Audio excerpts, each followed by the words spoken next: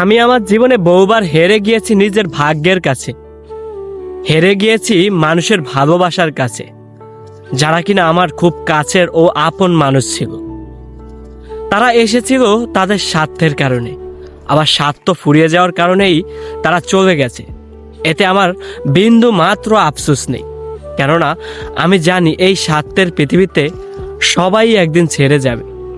যখন তাদের স্বার্থ ফুরিয়ে গেছে, তারাও আমাকে ছেড়ে চলে গিয়েছে।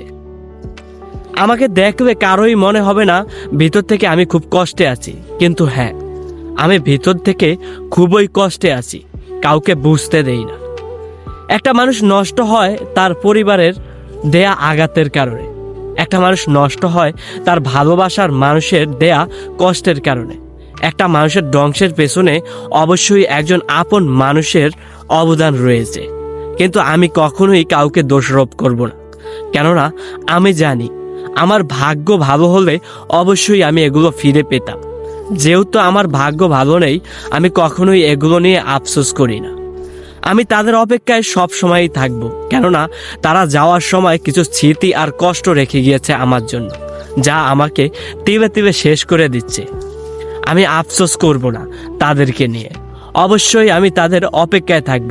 কিন্তু হ্যাঁ, আমি এটাও জানি তারা কখনোই আমার বিপদে আসবে না, কেননা আমার বিপদে পড়লে আমার নিজেকে গুছিয়ে নিতে হবে।